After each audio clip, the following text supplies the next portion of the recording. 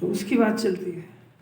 अब इसने इसको मोक्ष का मार्ग माना, तो आचार्य उपदेश दे रहे हैं कि भाई ये मोक्ष का मार्ग नहीं है, आत्मा का श्रद्धा, आत्मा का ज्ञान और आत्मा का चारित्र, ये आत्मा का भावलिंग है और ये मोक्ष मार्ग है, ऐसा आचार्य ने उपदेश दिया।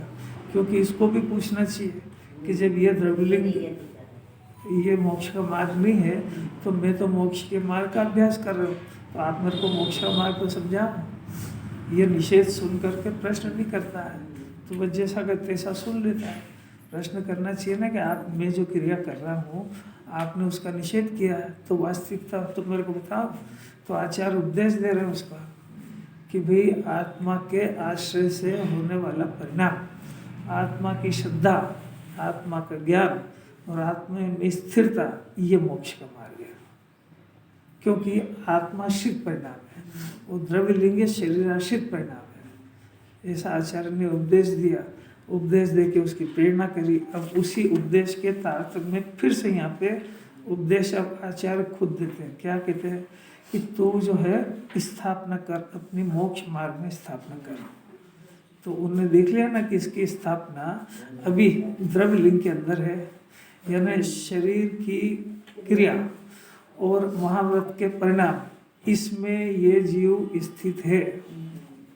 आचार्य ने कैसी पेनी निगाह से देख लिया इसको, वो कितनी उनको कर्मा है कि वो इसको आत्मा में स्थापित करना चाहते हैं। वाह भाई, कहाँ से पधारा है? अरे वाह, कितनी बढ़िया आवाज है। अरे तो शास्त्री को मैं क्या पढ़ूं भैया, मैं तो शास्त्री का रह गया।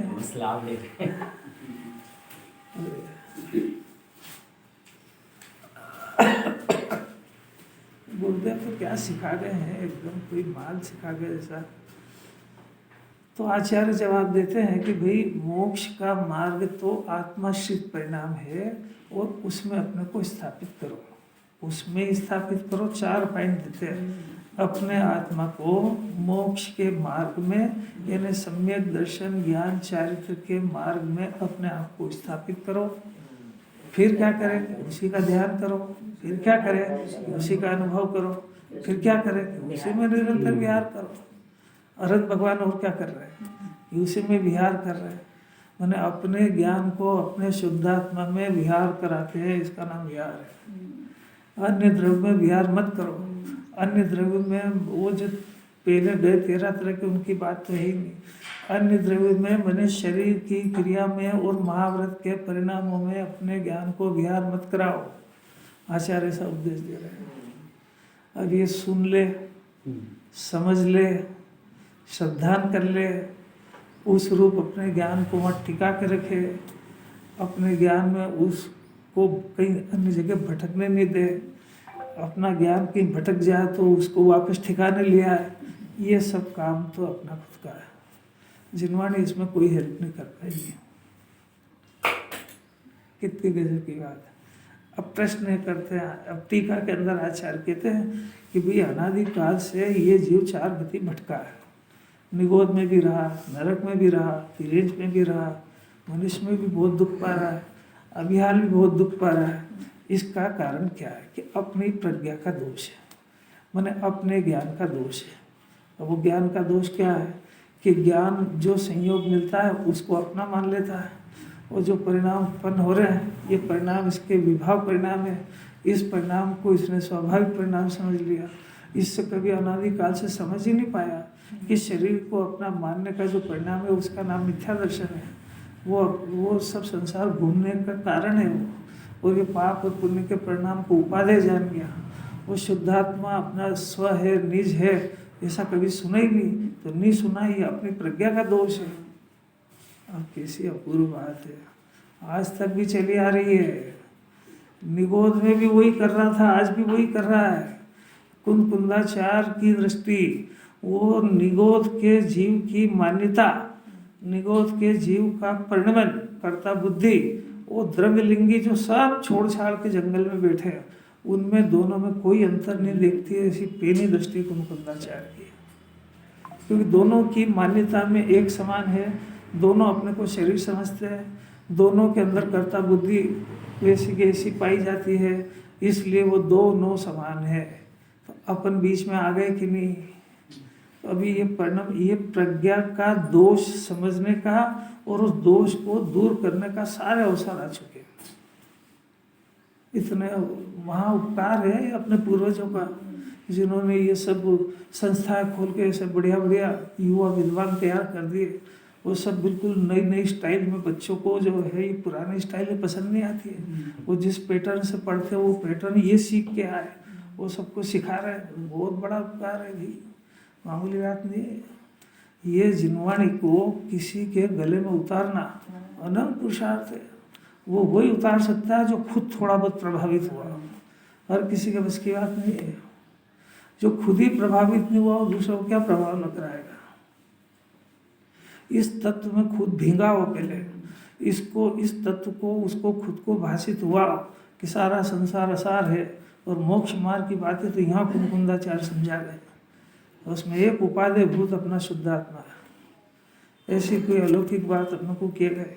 तो अनादिकाल से संसार में लेकर अपनी प्रज्ञा के दोष से बहुत अमृत भरा है।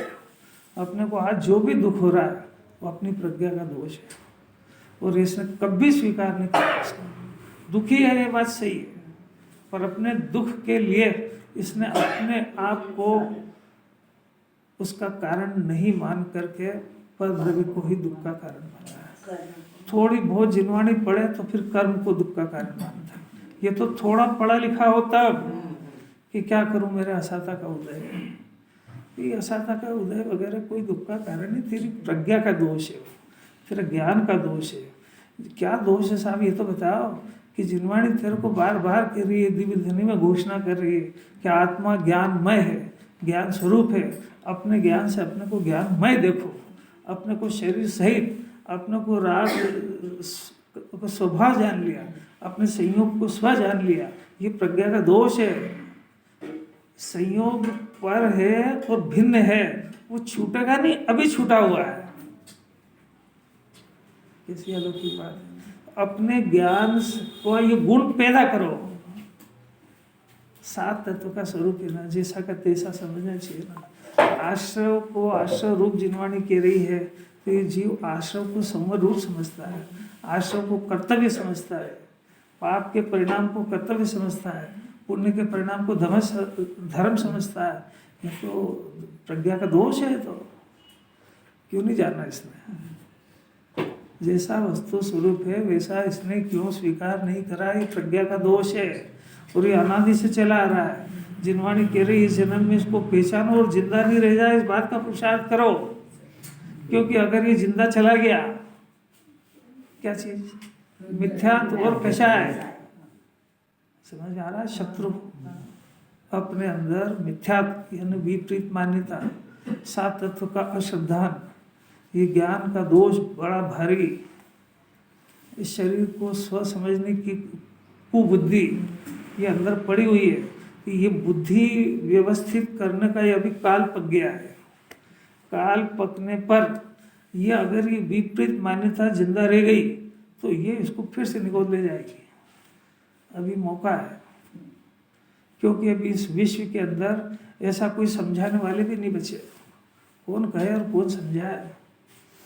धर्म के नाम पे भी असली बातें मिलना बहुत मुश्किल हो गई। ये तो जहाँ जहाँ गुरुदेव का थोड़ा बहुत चलता है नाम, वहाँ पे वास्तविक तत्व थोड़ा बहुत बरसता है। पर जितना है अपने भी पुण्य का उदय इतना ही है, तो दूसरा भी क्या करे? अपने पुण्य का उदय जितना हो उतना ही तो माल मिलेगा, दूसरा कैसे मिलेगा? और मिले तो 50 भी कैसे पाएगा? ये भी तो सब बातें हैं। तो प्रज्ञा का दोष हो गया।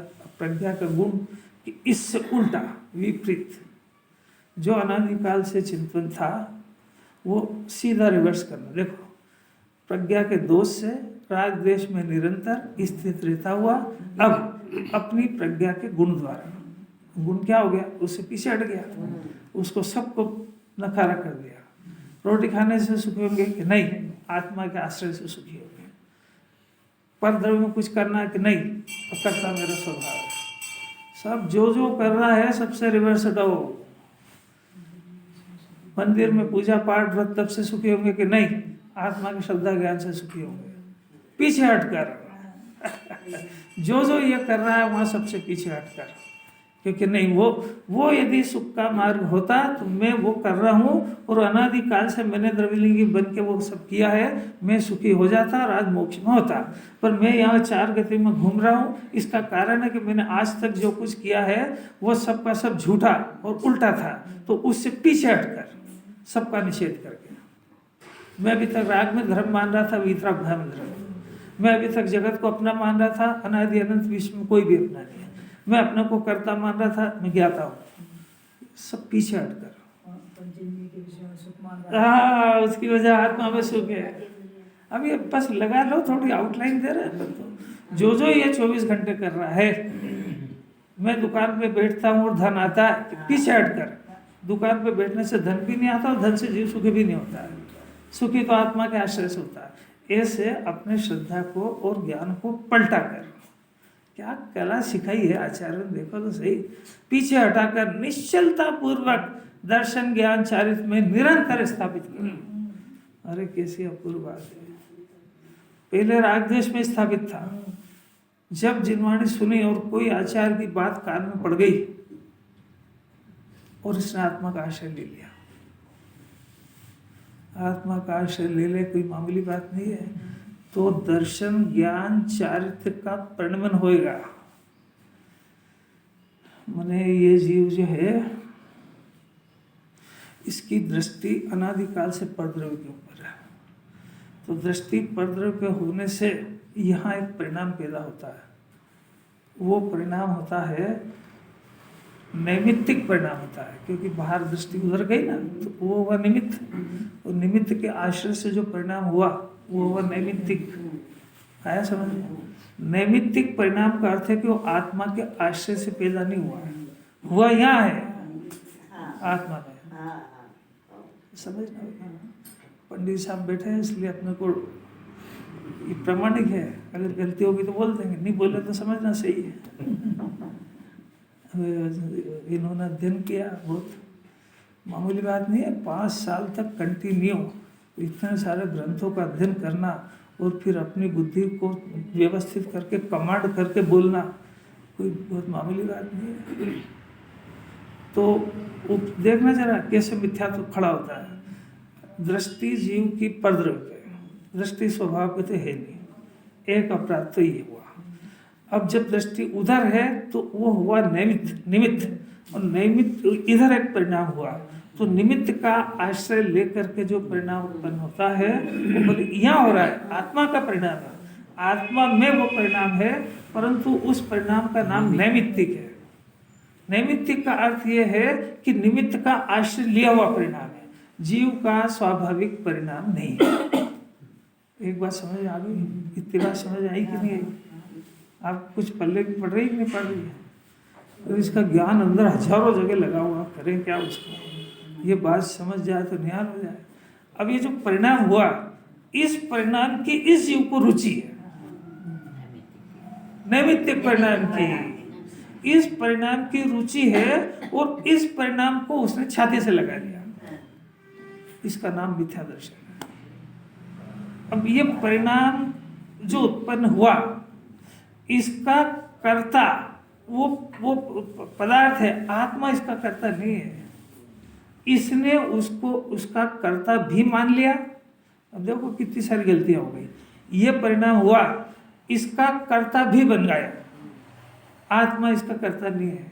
आत्मा तो अपने ज्ञान दर्शन स्वभाव का है, उसमें से जो परिणाम होता है ये उसका कर्ता होता है। ये नैमित्तिक, ये गंदे परिणाम का आत्मा कर्ता नहीं है। नहीं होने पर भी ये प्रज्ञा का दोष है। अभी गुण पैदा हो जाएगा, ये बात समझ जाएगा। बिल्कुल नहीं। निमित्त का अर्थ है कि अकर्ता, निमित्त का अर्थ है कि उसने आपका परिणाम नहीं खराब कराया।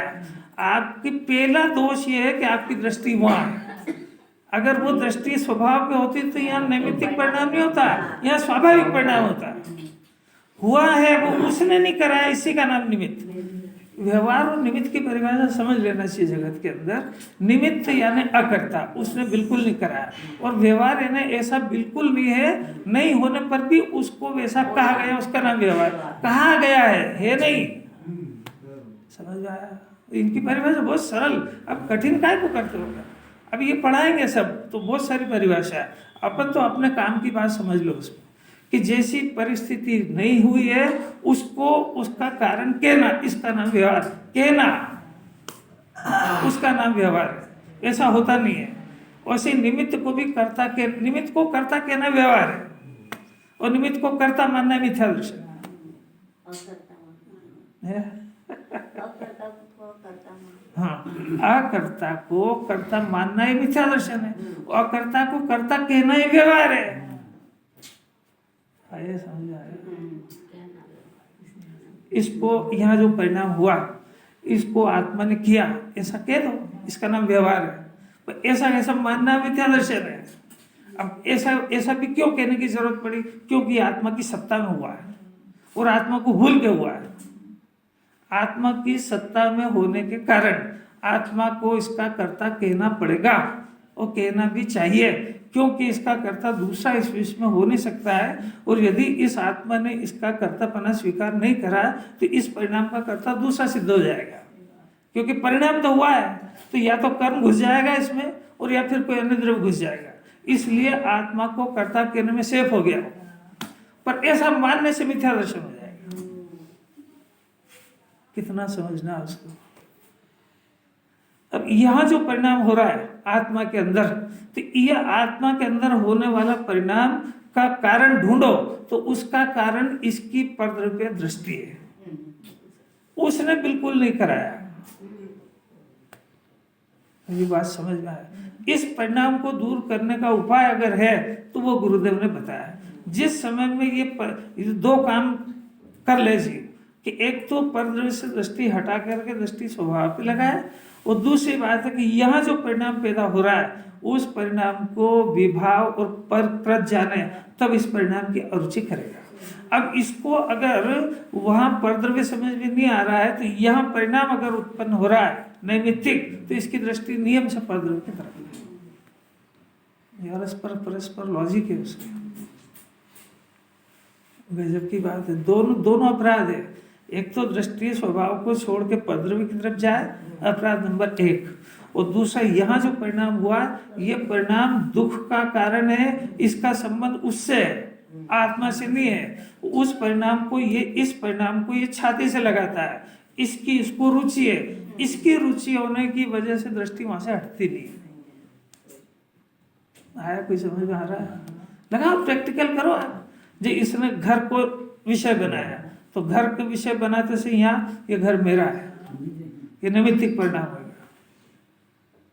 पुत्र को विषय बनाया इसने तो पुत्र मेरा है, और फिर उसका सब लालन पालन करो, सब परिणाम खड़े हो गए। तो वहां से भी दृष्टि नहीं हटा रहा है, और यहाँ जो परिणाम हो रहा है उसको कर्तव्य मान रहा है। ये इसका दोष है, और ये इसको समझ जाए, इसका गुण दोष एक साथ ही समझे। जब आत्मा की दृष्टि होगी, कब होगी? अभी अनंत काल हो गया। जब परद्रव्य को विषय बना रहा है, उसी काल की बात चल रही है। उस काल में इसको किसी संत की बात याद रह जाए कि ये जो मेरी दृष्टि है ये मेरा दृष्टि का दोष है, मेरी प्रज्ञा का दोष है। और जिनवाणी ने, आचार्य ने कहा था कि ये दृष्टि परद्रव्य से हटा करके स्वभाव पे लगाओ, क्योंकि ये दृष्टि है आत्मा की पर्याय। समझ में आ रहा है? काय की विधि चल रही है, आपको समझ में आ रही क्या? दर्शन ज्ञान चारित्र को उत्पन्न करने की विधि बता रहे हैं।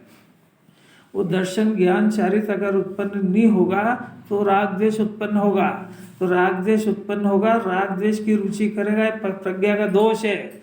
और इसने आत्मा का आश्रय नहीं लिया, ये भी प्रज्ञा का दोष है। और ये आत्मा का आश्रय ले ले, प्रज्ञा का गुण है। और जब प्रज्ञा का गुण प्रकट होगा तो दर्शन ज्ञान चारित्र की निर्मल पर्याय का जन्म होगा। जन्म होगा तो फिर उसमें स्थित हो, उसमें विहार कर। जब अगर स्थिति नहीं होगी तो विहार भी कायम करेगा, अनुभव भी कायम करेगा, चेतेगा भी कायम है, ध्यान भी किसका करेगा? तो उसका करेगा। कैसी अपूर्व बात है। अभी देखो तो सही, दर्शन ज्ञान चारित्र में निरंतर स्थापित कर, अन्य चिंता छोड़ दे। कैसे छोड़ दे? अन्य चिंता जो भी उसने पाल रखी है सब कृत्रिम और बनावटी है। सब इसकी चिंता माने इसको जो उनके पीछे का परिणाम हुआ, ये परिणाम उस पदार्थ तक आज तक पहुंचा नहीं है, जा भी नहीं पाएगा, इसलिए इसकी चिंता निरर्थक परिणाम है। ये खाली उपदेश देने से अरे तुम तो चिंता छोड़ दो,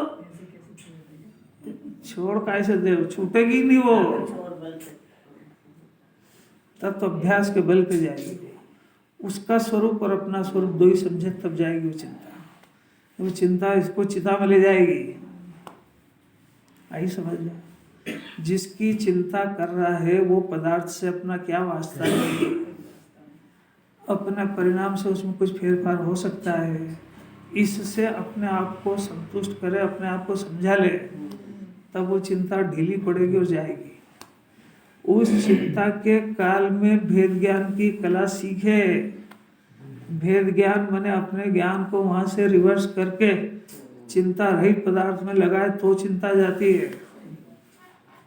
निरर्थक इसने पाल ली है। इसने कल्पना के अंदर परद्रव्य को अपना मान लिया और कल्पना में ऐसा मान लिया कि मेरे परिणाम से वो संचालित हो रहा है। दोनों बातें कितने परसेंट झूठी है 100%, और इसकी बुद्धि कितने परसेंट उसमें लग रही है। अरे क्या करता है ये आचार्य, खेत करते क्या करता है, तो स्थापित कर इसमें बहुत जल्दी मनुष्य चली जाएगी।